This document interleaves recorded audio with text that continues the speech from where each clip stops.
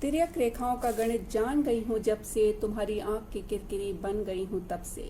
है साहस तो उठाओ गांडीव चढ़ाओ, प्रत्यंचा भेदो मेरे अंतरिक्ष को। मैंने नहीं खींची है कोई लक्ष्मण रेखा जिसे तुम लांग न सको। एक स्त्री की जुबान है ये। नमस्कार दोस्तों, बुक रिव्यू श्रृंखला में मैं लेकर के आई हूँ सुपरिचित साहित्यकार वंदना गुप्ता जी की पुस्तक वेरा ये स्वप्न नहीं तुम्हारा समय है का रिव्यू। वंदना गुप्ता जी को बहुत समय से पढ़ रही हूँ और जब मैंने इस संग्रह को पढ़ा तो मैंने देखा कि कवित्री के रूप में उन्होंने कई पायदान ऊंची छलांग लगाई है और वो कई पायदान ऊंचे जा करके ऐसी संश्लिष्ट कविताओं के दौर में प्रवेश कर चुकी हैं जहां बिंबों और प्रतीकों के माध्यम से वो काव्य रचना करती हैं। इसमें स्त्री है, ईश्वर है, गहन जीवन दर्शन है, प्रेम है और समस्त तरह के विचार समाहित होने के बावजूद भी उनकी जो कविताएं हैं वो कहीं ना कहीं आपके मन को गहरे छू लेती हैं। कविता संग्रह की शुरुआत वो करती हैं ईश्वर के खिलाफ। ईश्वर के खिलाफ, जी हाँ, और वो ईश्वर को कहती हैं ईश्वर एक बिजूका है नामक कविता। एक बहुत ही लंबी कविता है और इस कविता में वो ईश्वर को एक बिजूका घोषित करती हैं। यहाँ पर खास बात ये है कि ईश्वर है कि नहीं है ये कोई नहीं जानता और सदियों से इस बात पर बहुत ज़्यादा ही वाद विवाद होते रहे हैं। जो ईश्वर को मानते हैं वो अपने पक्ष में तर्क देते हैं, जो नहीं मानते हैं वो अपने पक्ष में तर्क देते हैं, लेकिन फिर भी ये विवाद अभी तक बना हुआ है। यहाँ तक कि वैज्ञानिक भी इस बारे में दो फांक हैं। आइंस्टाइन जहाँ ईश्वर के को प्रबल विश्वास करने वाले थे, वहीं न्यूटन जो है प्रबल खंडन करने वाले थे। तो तार्किकता की इस बहस में बिनु पद चलहि बिनई सुन काना वाले तुलसीदास के कहने के बावजूद भी तर्क द्वारा ईश्वर का होना या ना होना सिद्ध करना बड़ा मुश्किल है, लेकिन वंदना गुप्ता जी ने इस कविता के माध्यम से पूरी तार्किकता के साथ ये सिद्ध करने की कोशिश करी है कि ईश्वर नहीं है। और इसकी शुरुआत कई खंडों वाली इस कविता की शुरुआत वो करती हैं कि ईश्वर नाकाम इश्क का दूसरा नाम है, जहाँ पर जिसके पार जाने के लिए ये बहुत ज़रूरी होता है कि ख्वाब और हकीकत के बीच का सफ़र तय किया जाए। वो पहले से ही इस कविता के शुरुआत में ही एक तरह से पाठकों को एक वार्निंग दे देती हैं कि जिसके अंदर ख्वाब से हकीकत के सफ़र करने की कवायद है, सहूलियत है और इच्छा है, वही इस तार्किकता को समझ सकता है और आगे की यात्रा उन्हीं के लिए है। इसके अलावा वो ईश्वर के विषय में कहती हैं उसके बस्ते में खुदा एक किताब की तरह है जिसे कभी पढ़ा जाता ही नहीं, लेकिन बस्ता है तो स्कूल है, स्कूल है तो पढ़ाई है, पढ़ाई है तो मुमकिन है एक छत्र राज्य। उस पढ़ाई के कायदे थोड़े दूजे किस्म के होते हैं जहाँ योग्यता के लिए ज़रूरी है सिर्फ एक ही सूरत, तुम कितना रख सकते हो खुदा रूपी गेंद को अपने पाले में। यहाँ वो कहते हैं कि ईश्वर को जो मानते हैं वो भी उसे जानते नहीं हैं, बस मानते हैं। मानते इसलिए हैं क्योंकि उन्हें एक तरह से अपनी जीत लगती है और इस जीत के द्वारा वो दूसरे ईश्वर को या दूसरे धर्मावलंबियों के ईश्वर को छोटा सिद्ध करना चाहते हैं। तो उन्होंने ईश्वर को अपने बस्ते में रखी किताब बना रखा है जिसको वो पढ़ने की भी ज़रूरत नहीं करते, बस उसको ये देखना चाहते हैं कि वो कितना उनके काम आ सकता है। इसके अलावा वो ये भी कहती हैं कि ईश्वर को समझने के लिए ज़रूरी होता है स्वयं में उतरना, स्वयं के विवेक का परीक्षण, आँख कान खुला रखना, वक्त की कसौटी पर कसना यूं ही नहीं किया जा सकता है खारिज। अब वो जानती हैं कि किसी भी ईश्वर को, कोई भी धर्म का ईश्वर हो, अगर उसको खारिज करने की कवित्री चलती है तो उसके खिलाफ बहुत सारी बंदूकें उठ जाएंगी, बहुत सारी विद्रोह होगा। तो वो कहती हैं कि ये जो है अंतस की यात्रा है और अगर जान सकते हो तो जान लो कि ईश्वर नहीं है, और लेकिन इसके लिए तुम्हें ये सब बताने की ज़रूरत नहीं है। और इसलिए वो लिखती हैं, जान लो इस सत्य को कि नहीं कहीं इस धरती का कोई ईश्वर, नहीं कोई ब्रह्मांड बनाने वाला, नहीं बताना किसी को, बुद्ध स्वयं के लिए बनना, जहान के लिए नहीं। वो वार्निंग देती चलती हैं कि जब ये जान जाओ कि ईश्वर नहीं है तो उसे तर्क द्वारा सिद्ध करने की भी ज़रूरत नहीं। हालांकि वो कविता में तार्किकता के साथ लिख रही हैं, लेकिन वो उसके साथ साथ पाठकों को आगाह करती हैं कि इसको तर्क देने की ज़रूरत नहीं है, क्योंकि जिन्होंने ईश्वर को बना रखा है वो उनके लिए फ़ायदे का सौदा है और इस कारण वो इस तार्किकता में नहीं फंसेंगे, नहीं आएंगे और नहीं समझने की कोशिश करेंगे। इसलिए सारी तार्किकता की बहसें व्यर्थ हो जाएंगी। इसके अलावा वो ईश्वर पर प्रश्न चिन्ह उठाते हुए कहती हैं कि किसी को ईश्वर बना देना कितना आसान है, लेकिन क्यों नहीं वो प्रकट होता जब जो है अबलाओं और बच्चियों के साथ बलात्कार किया जा रहे हैं मंदिर में। द्रौपदी का तो चीर बढ़ा दिया, लेकिन बलात्कृत बच्चियों का जो मंदिर में ही जिनका बलात्कार हो रहा है उनका चीर बढ़ाने वो क्यों नहीं आया। प्रहलाद को मुश्किल में बचा लिया, लेकिन किसी और की मुश्किल में बचाने क्यों नहीं आया। संभव है हो जाओ कल ओशो या सुकरात की तरह, लेकिन ये समझना पड़ेगा कि ईश्वर भी गैर बराबरी में विश्वास रखता है। वो उसने कुछ लोगों को बचाया है, लेकिन लाखों करोड़ों संख्या ऐसी पड़ी है जहां उसने बिल्कुल भी फरियाद नहीं सुनी है। तो एक प्रश्न चिन्ह अपने मन में धर के, अपने मन में रख करके आगे की बात समझने की कोशिश करना। लेकिन वो फिर भी कहती हैं कि ईश्वर है कि नहीं है, ये प्रश्न आज बचा ही नहीं है, क्योंकि सिद्ध किया जा चुका है। इस तरह की नकार के लिए तुम्हें बनाने पड़ेंगे नए ग्रंथ, सिद्ध करना पड़ेगा वैज्ञानिक पद्धति से। मगर विज्ञान और धर्म में 36 का आंकड़ा है, जानते हो ना। हम जो लोग हैं जो जिसे ईश्वर मान लेते हैं ना, उसके 100 गुनाह माफ कर देते हैं। उसकी कमियों को नहीं, उसके गुणों को देखा करते हैं। फिर चाहे वो अपनी गर्भवती पत्नी को बिना किसी गुनाह के त्याग दे, फिर चाहे वो प्रेम किसी से करे और जीवन अनगिनत पत्नियों के संग गुजारे, फिर चाहे वो खुद को सर्वे सर्वा सिद्ध करने के लिए महाभारत ही क्यों न करवा दे। इसके अतिरिक्त वो इसी कविता में, ये 5वें नंबर की कविता है, और इसी कविता में वो कहती हैं कि कहानियाँ गढ़ बना लेते हैं हम एक नया धर्म, अपना धर्म, और शुरू हो जाता है एक नया कारोबार, बन जाता है एक नया ईश्वर। तुम खींच सकते हो तो सिर्फ अपने लिए अपनी बनाई अपनी एक लकीर। दुनिया बदलने का ख्वाब देखना छोड़ दो। ये दुनिया डर के शिकारी पर ही चला करती है, और ईश्वर धर्म से बड़ा इस दुनिया में दूसरा कोई डर नहीं, मृत्यु भी नहीं। इसके अलावा जैसा कि कविता का शीर्षक है, वो कहती हैं ईश्वर एक बिजूका है जिसके डर से उड़ जाते हैं तुम्हारी आशंकाओं के पक्षी। इस तरह से देखिए कि वो एक बड़ा ही साहस यानी कि दुस्साहस करती हैं, ईश्वर की सत्ता को ललकारती हैं। और वो भी आज के समय में, जब कि बहुत ज़्यादा ईश्वर को स्थापित करने को नए सिरे से प्रयास हो रहे हैं, वो ईश्वर की सत्ता को प्रश्न चिन्ह नहीं लगाती हैं, उसको पूरी तरह से खारिज करती हैं। और ये कहती हैं कि आंखों देखी कानों सुनी की बात नहीं है। ईश्वर को इस तरह से गढ़ दिया गया है कि तुम कितने भी तर्क लाओ, वो नया ईश्वर बना देंगे, और तुम और तर्क लाओगे तो वो तुम्हें ही ईश्वर बना देंगे। लेकिन ईश्वर के बिना संसार का काम नहीं चल रहा है, और वो नई नई कहानियाँ, नए नए प्रतीक बना करके एक नया ईश्वर गढ़ देंगे। इसी में वो कहती हैं कसौटी जिंदगी की हो सकती है, कसौटी मौत की भी हो सकती है, लेकिन जिस दिन कसोगे ईश्वर को किसी कसौटी पर, धर्म के पैरोकार सेंक देंगे तुम्हें उल्टे तवे पर। इसलिए वो ये जानते हुए भी कि वो एक बड़ा ही दुस्साहस कर रही हैं, वो इस कविता को लिखती हैं। और ये भी लिखती हैं कि जो है ईश्वर नहीं होता, उसे पूरे तर्कों से सिद्ध करती हैं।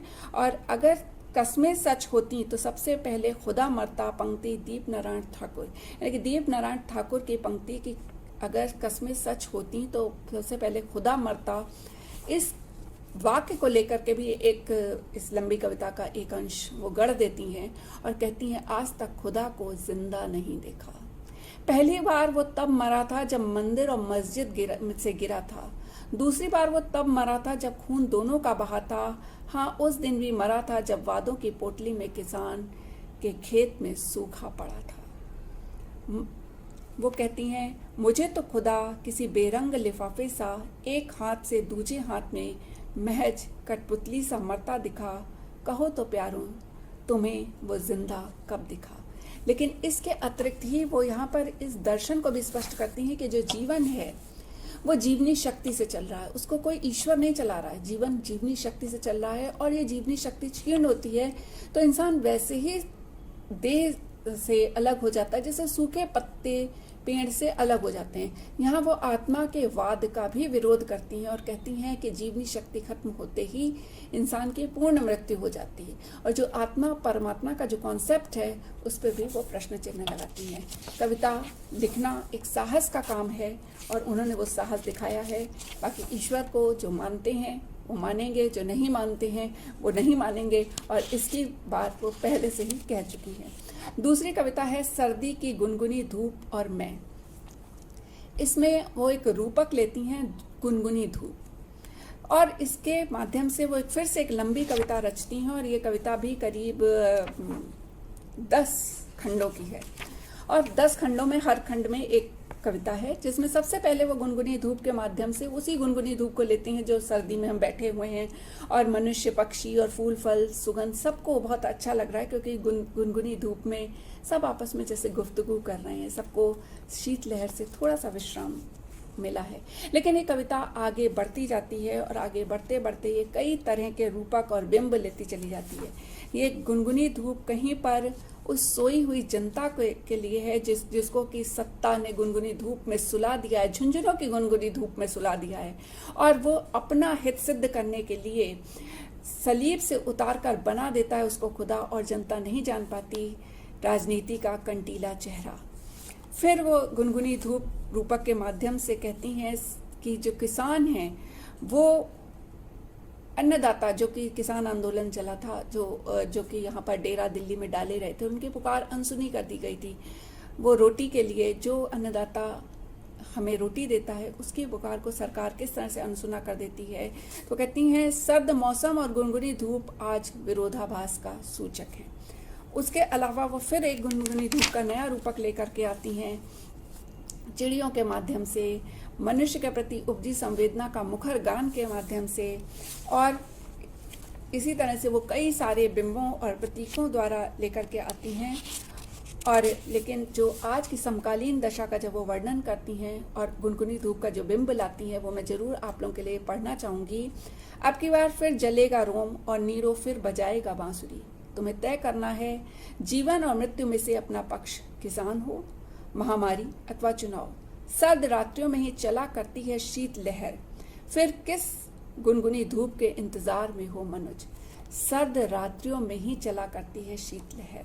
ये एक बहुत बड़ा बिंब लेकर के आती हैं, और ये बहुत मारक मार मारती हैं। कविता यहाँ पे तंज कस रही है। और अगले में वो फिर कहती हैं कि आज के युग में हठयोग से नहीं दी जाती आहुतियाँ, ये जानते हुए धूप ने निकलना छोड़ दिया है, तुम्हारा मरण निश्चित है।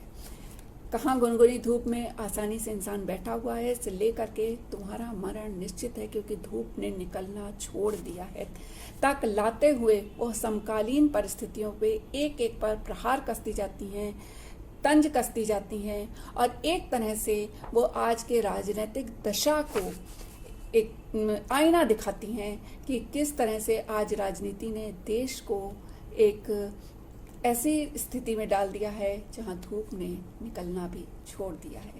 इसी तरह, लेकिन अब मैं बात करना चाहूँगी सबसे पहले उस कविता पे जिस कविता पर इस कविता संग्रह का शीर्षक रखा गया है, यानी कि वेरा ये स्वप्न नहीं तुम्हारा समय।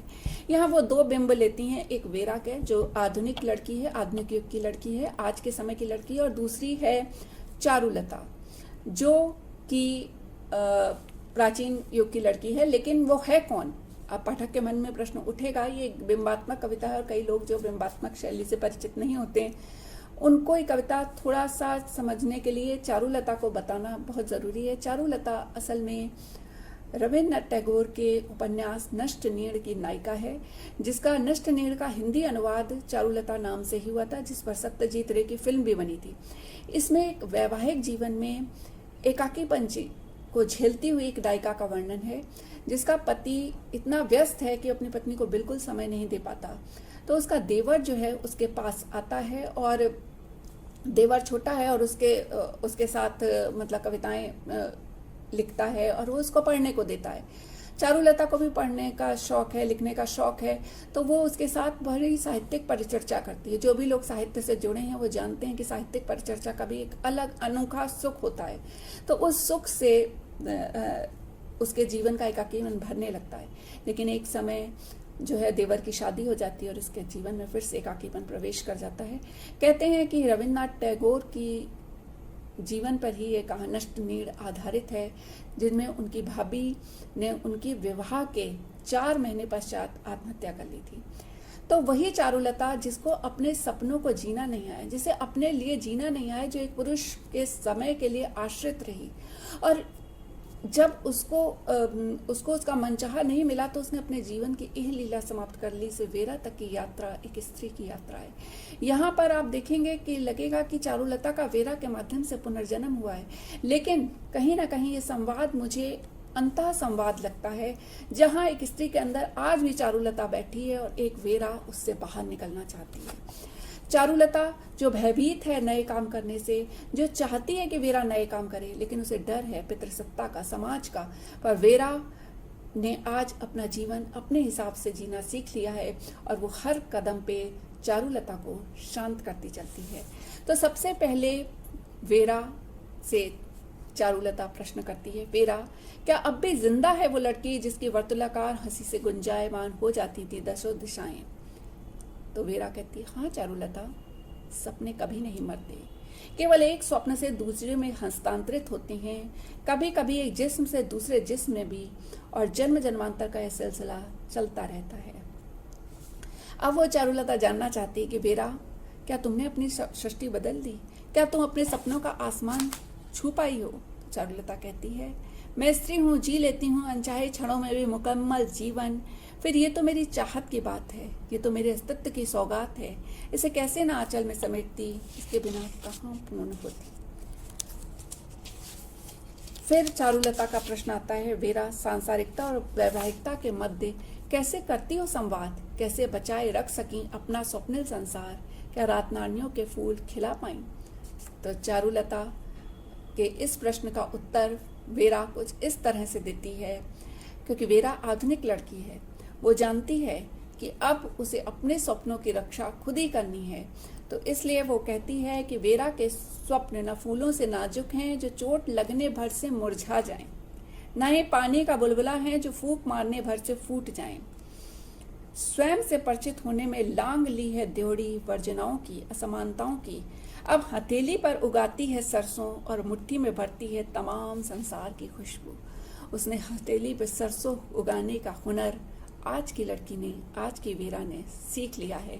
अब वो चारुलता की तरह आत्महत्या करके पलायन नहीं करती, वो अपनी हथेली पे सरसों उगाती है।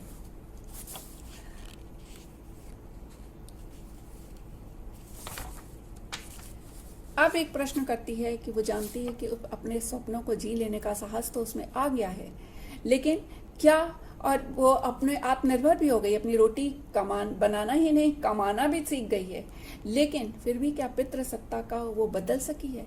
पितृसत्ता की सोच को बदल सकी? और यहाँ पर वेरा का उत्तर जो है इतना खूबसूरत उत्तर है, जिसको मैं देना चाहूँगी, मतलब पंक्तियों में पढ़ करके बताना चाहूँगी कि वो वेरा कहती है, चारुलते मुझे न कुछ सीखना है, मुझे न कुछ सिखाना है,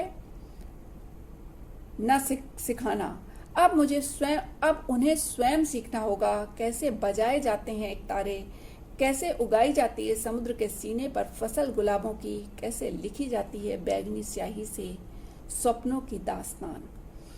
आसमां लिखता है एक नया अध्याय, इसमें साथ की परिभाषा नहीं होती। यानी कि वो कहती हैं कि अब मुझे पितृसत्ता में पुरुष को कुछ सिखाने की इच्छा भी खत्म हो गई, क्योंकि मैंने अपनी जिंदगी की कमान अपने हाथ में ले ली। तो जब अपने हाथ में कमान ले ली तो किसी दूसरे से मतलब क्या, किसी दूसरे को सिखाना क्या? और ये भी समझ लिया है कि जो रिश्ते हैं वो वचन और कस्में वादों से नहीं चलते हैं। यहाँ पर बिना हाथ पकड़े भी सफर तय हो सकता है, अगर सीखने और सिखाने की जरूरत के बिना अपनी जिंदगी अपने हाथ में ले ली जाए। यानी कि जो वैवाहिकता है, ये दो वलय जो हैं वो एक जगह आके मिलते तो हैं, लेकिन उनके अपने अपने स्वतंत्र पृथक वलय भी बने रहें। और इस पर एक अन्ना गुप्ता जी का ही उपन्यास था, अंधेरे का मध्य बिंदु, जिसमें उन्होंने इस तरह के विवाह की, लिव इन के माध्यम से इस तरह के विवाह की कल्पना करी है, जहाँ पर लिव इन के सारे रूल्स जो कि अच्छे रूल्स हैं, जहाँ पर एक विवाह बोझ की तरह प्रतीक नहीं होता, वो अगर विवाह संस्था में आ जाए तो जीवन कितना सुखमय हो सकता है। अब कविता नए वितान छूती है, नए फलक पे चलती है, आगे बढ़ती है, जहाँ पर एक स्त्री अपने सपनों को ही नहीं जीती है, उसका वितान संसार में जो कुछ भी स्त्रीण है उन सबको सहेजने की दिशा में आगे बढ़ जाता है। तभी तो चारुलता के प्रश्न पर वेरा कहती है कि अब जब उसने अपना मनचाहा पा लिया है तो अब बांटना चाहती है अपना अनुभव, और नदी, पृथ्वी और स्त्री को अपना हिस्सा देना चाहती है। इससे पहले कहा जाता था कि स्त्री स्त्री की दुश्मन है। क्यों स्त्री को स्त्री की दुश्मन आखिर बनाया किसने? स्त्री को स्त्री की दुश्मन बनाया पितृसत्ता ने, क्योंकि एक घर का पुरुष मुखिया है, उससे लाभ पाने के लिए सास बहू ननद में आपसी टकराहट हुई। एक छोटी सी पोस्ट पाने के लिए बहुत सी स्त्रियों में टकराहट हुई, लेकिन अब स्त्री ये समझ गई है कि पितृसत्ता की साजिश है, इसलिए वो उस टकराहट से दूर करके स्त्री का हाथ थाम करके आगे बढ़ी जा रही है। तो वेरा और वेरा की हम उम्र लड़कियों को इस बात के लिए सैल्यूट तो बनता ही है कि उन्होंने एक कहावत को तोड़ दिया जो स्त्री के ऊपर लिखी जा रही थी कि स्त्री स्त्री शत्रु है, बल्कि उन्होंने नई इबारत लिखी, स्त्री स्त्री की शक्ति है।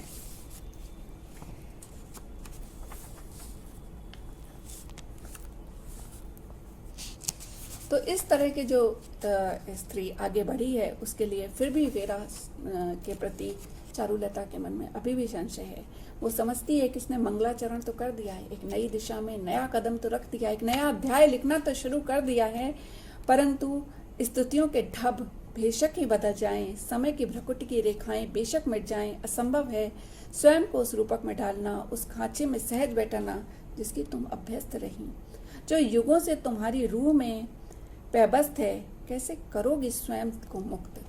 मतलब वो कहती है कि चूंकि चारुलता वेरा के अंदर ही जीवित है, उसने पुरुष पितृसत्ता को नकार दिया, उसने पुरुष को बदलने की इच्छा को नकार दिया, लेकिन एक चारुलता जो वेरा के अंदर ही कैद है, उससे कैसे मुक्त होगी, यानी कि जो कंडीशनिंग है स्त्री की कंडीशनिंग, उससे मुक्त कैसे होगी।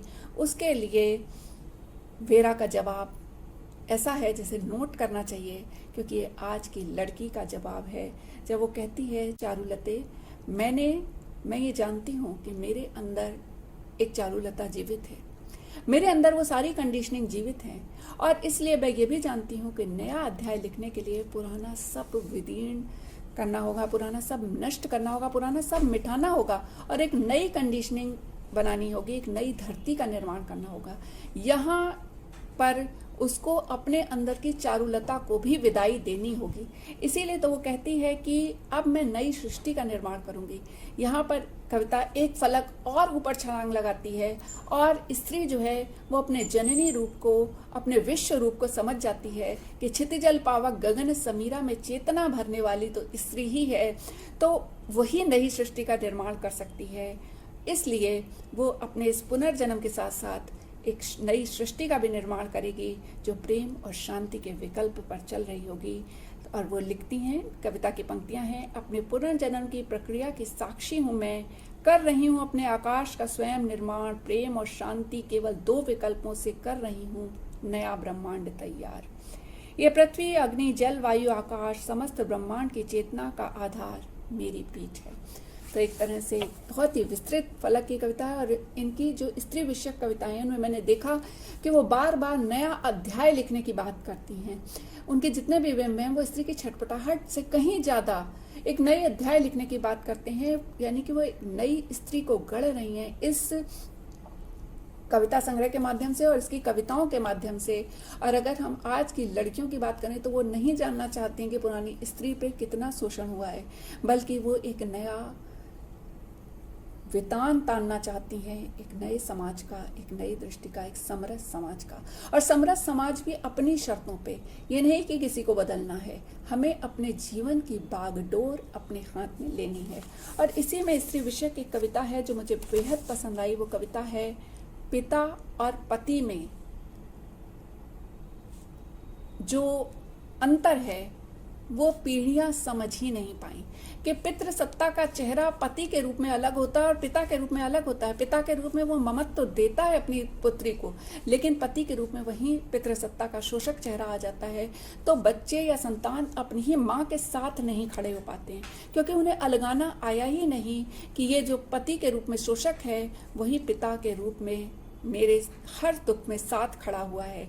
लेकिन यहाँ पर भी वो नई स्त्री को लाती हैं और कहती हैं, हे पिताओं, तुम्हारे कुचक्र से हो रही है आज की पीढ़ी आजाद, कि जान गई है वो कि कैसे हटाए जाते हैं नकाब पर से नकाब, दमन चक्र की शीत लहर से होकर आजाद। तभी आएगा तापमान सम पर। अन्यथा शून्य से नीचे के तापमान पर नहीं हुआ करते संवाद, विषाक्त बेलों से नहीं सजाए जाते घर आंगन और दीवार, खुश्क आंखों ने सीख लिया है मुस्कुराना। ये एक बड़ी कविता है। मेरे हिसाब से मुझे ये कविता बहुत बड़ी कविता लगी, क्योंकि यहीं पर आकर के एक स्त्री के दुश्मन बन जाती है, क्योंकि अपनी ही माँ का शोषण एक संतान देख नहीं पाती है, क्योंकि उसको लगता है कि जो पिता उसे प्रेम कर रहा है वो ही उस शोषक के रूप में भी है। यानी जब स्त्री होती है पत्नी के रूप में भी केवल प्रेम लुटाती है और पुत्री के रूप में भी प्रेम लुटाती है स्त्री, लेकिन पितृसत्ता का चेहरा पति के रूप में अलग है, पिता के रूप में अलग है, और इन दो चेहरों को ढोने वाला जो एक आदमी है उसके नकाबों को उसकी संतति उतार सके, यही स्त्री विमर्श की जीत होगी। इसके अलावा इन्होंने मृत्यु पर एक लंबी कविता लिखी है, जहां मृत्यु को कई रूपकों में देखा है, कई रूपकों में ढाला है।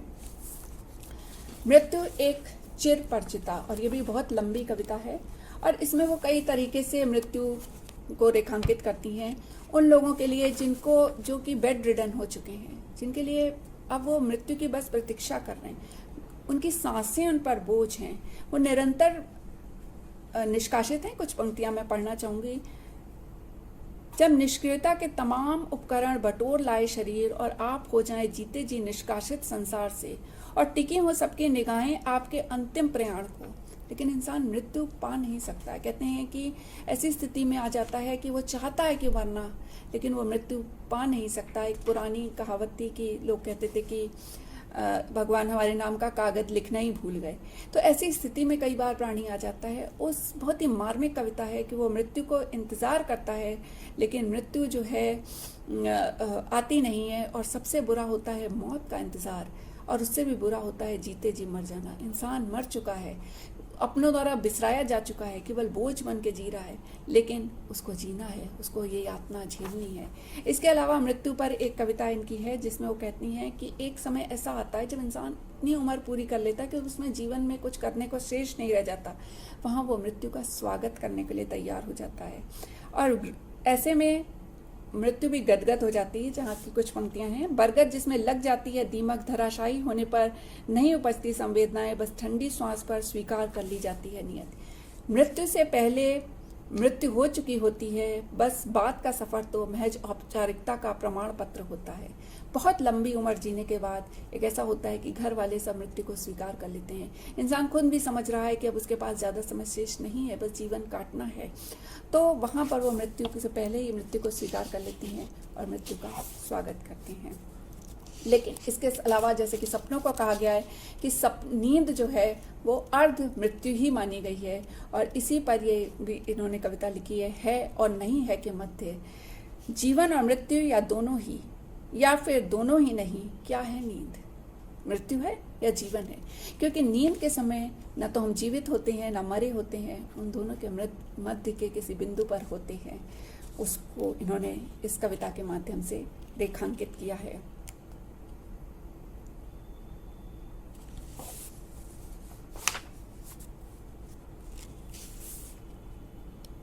इसके अतिरिक्त मृत्यु के विषय में कई कविताएं हैं, लेकिन अंततः वो कहती हैं कि जब इंसान में जागरण होता है, वैसे इंसान जीता कहाँ है? मृत्यु से डरा सहमा मनुष्य वैसे जीता कहाँ है? और ऐसे ही जीना स्थगित करते करते पूरी जिंदगी निकल जाती है और मृत्यु दरवाजे पे आके खड़ी हो जाती है, और डरा कांपा इंसान यमराज के साथ चल देता है। लेकिन अगर उसका जागरण जीवित रहते हो जाए तो वो पल पल जीवन जीने लगता है, और इस तरह से जीवन जीने के बाद वो स्वयं मृत्यु का आलिंगन करता है, और वो खुशी खुशी आलिंगन करता है, क्योंकि उसने जीवन जीना सीख लिया है। उसी कविता को उन्होंने लिखा है खुशामदीद के नाम से। मैंने स्थगित कर रखा था जीना, और जिंदगी हाथ से फिसलती चली गई। जागरण की बेला में नितांत अकेली खड़ी मैं ढूंढ रही थी अपने होने के निशान, उधर मृत्यु मेरा माथा चूम रही है, मैं खिलखिलाते हुए कह रही हूँ खुशामदीद। तो इस तरह से इनकी जो कविताएं हैं, उनमें से एक कविता जो कि पर्यावरण पर है, वो मैं पढ़ना चाहूँगी। कविता पानी पर है, और चूंकि रहीमदास जी ने कहा है, रहीमन पानी राखिए बिन पानी सब सून, पानी गए न उबरे मोती मानस चून। लेकिन यहाँ पर वो कहती हैं कि ऐसा पानी जो रहीमदास जी का है, जो उपमा में पानी है, उस पानी के से भी कोई फर्क नहीं पड़ेगा, क्योंकि प्रकृति में पूरी तरह से पानी खत्म होता चला जा रहा है। तो हमें उस पानी को बचाना होगा। और वो कहती हैं पानी आँख का सूख जाए, पानी जिस्म का सूख जाए, पानी संबंधों के मध्य सूख जाए, नहीं फर्क पड़ेगा सृष्टि को। जहाँ जल ही जीवन हो, वहाँ पानी के सूखने से समाप्त हो जाती हैं प्रजातियाँ, समाप्त हो जाती हैं सभ्यताएं। यानी रूपक और बिंब और ये कल्पनाएं ये कवि के हृदय की बस उद्गार हैं कि स्वाभिमान का पानी ना सूखे, जो है आंखों का पानी ना मरे। लेकिन जब वास्तव में जल ही जो जीवन का आधार है वो सूख जाएगा, तो पूरी पूरी सभ्यता, पूरी पूरी प्रजातियां, केवल मनुष्य ही नहीं जाएगा, समस्त प्रजातियां चली जाएंगी। और इसलिए उसको संजोने को वो कहती हैं। इसी तरह से एक थोड़ी सी मतलब कल्पना के साथ वो हवा से संवाद करती हैं, जहाँ पर वो कहती हैं हवा किस देहरी पर बैठोगी। पोल्यूशन ने हवा को बढ़ा दिया है। और यहाँ पर वो हवा को एक विधि, एक ऐसी आत्मा के रूप में देखती हैं जो जन्म जन्मांतर से बह रही है, ना उसका मृत्यु उसकी होनी नहीं है। हम लोग भीष्म पितामह को कहते थे कि भीष्म पितामह को इच्छा मृत्यु का वरदान था। हवा के पास तो वो भी नहीं है। उसमें पोल्यूशन फैलाया जा रहा है, पोल्यूशन उसके अंदर आ रहा है, लेकिन फिर भी वो सबको जीवन देने के लिए बह रही है। उसमें वो लिखती हैं देह के अवयव देहावसान पर विलीन हो जाते हैं, लेकिन विधेय कैसे कब कहाँ विलीन हो। अब उसे तो वो सारा पाप का भार ढोना ही है जो पोल्यूशन के नाम पर उसमें फैलाया जा रहा है। कैसे स्वयं को परिभाषित करे, कैसे स्वयं की जर्जर देह को परिमार्जित करे, कैसे पुनर्जन्म ले। कुछ शापित देह उम्र भर एक शाप भोगती हैं, और हवा ने धारण किया है शाप, तुम्हारा हमारा इनका उनका सबका। दे रही है जीवन स्वयं को मिटाकर, उपकार तुम्हारी डिक्शनरी का सबसे कोरा शब्द है। वो न उपकार कर रही है, न तुम्हारी दया के पात्र है। उसने स्वयं चुनी है ये राह कि प्रकृति में संतुलन बनाए रखने को जरूरी होता है उम्र भर अंगारों पर चलना। उसने ये राह चुनी है उम्र भर अंगारों पर चलने वाली। इसे दया मत कहो, ये स्वेच्छा से लिया गया निर्णय है। नहीं है जरूरत तुम्हारी सांत्वना या सहानुभूति की। वो जानती है स्वाभिमान संग जीना, सर उठाकर चलना ओ मानव। तो इस तरह से ये कविता संग्रह मुझे बहुत पसंद आया। और मैंने जैसा कि पहले कहा था कि इस कविता संग्रह में उन्होंने संश्लिष्ट कविताओं की ओर कदम बढ़ाया है और बिंबात्मक प्रयोग बहुत ज़्यादा किए हैं। लेकिन बिंबात्मक प्रयोग होने के बावजूद चूंकि उनके बिंब पौराणिक कथाओं से हैं, इसलिए आम जनमानस उनसे आसानी से तादाद में बना लेता है। इसके अतिरिक्त जो कविताओं की जो गहन शैली है वो बहुत ही ज़्यादा आकर्षित करती है। हालांकि एक चीज़ मुझे लगी, क्योंकि जैसे कि वेरा वाला जो कविता है, इसके अलावा मृत्यु वाली जो कविता है, गुनगुनी धूप वाली जो कविता है, ईश्वर वाली जो कविता है, ये सारी इतनी लंबी कविताएं हैं कि इनमें मुझे खंड काव्य नजर आ रहे थे। और मुझे लगा कि इन्होंने वंदना जी को इस पर खंड काव्य लिखने के विषय में सोचना चाहिए। और कई कविताएं दर्शन की ओर ले जाती हैं, तो कई कविताएं एकदम से सामाजिकता की ओर ले जाती हैं। यहाँ पर जो पाठक गहन डूबते हैं उनको थोड़ा अर्ध विराम लेने की ज़रूरत पड़ती है, और जो पाठक जल्दी जल्दी आगे बढ़ने में ही दिलचस्पी लेते हैं उनको रोलर कोस्टर राइड का मज़ा आएगा। तो ये एक पाठक पे निर्भर करता है कि वो इन कविताओं को कैसे पढ़े। मुझे अर्ध विराम और कहीं कहीं विराम लेने की ज़रूरत पड़ी, क्योंकि एक कविता जब मुझे मेरे गहन अंतस में छू जाती है तो वो चेतना को झकझोरती है और कई प्रश्न उठाती है। ये सारी कविताएं कहीं ना कहीं बहुत सारे प्रश्न उठा रही हैं और चेतना को झकझोर रही हैं, जो सोचने पर विवश कर रही हैं। और कविता पढ़ने के बाद आप एक घर्षण पैदा होता है मन में, और एक सवाल का हल जैसे ढूंढना चाह रही हूँ। तो मैं तो यही कहूँगी कि मुझे ये कविता संग्रह अच्छा लगा, और आप खुद पढ़िए और अपनी राय बताइए कि आपको कैसा लगा। वेरा ये स्वप्न नहीं तुम्हारा समय है के माध्यम से एक नई स्त्री को दस्तक देने वाली इस किताब के लिए वंदना गुप्ता जी को बहुत बहुत शुभकामनाएं और बधाई।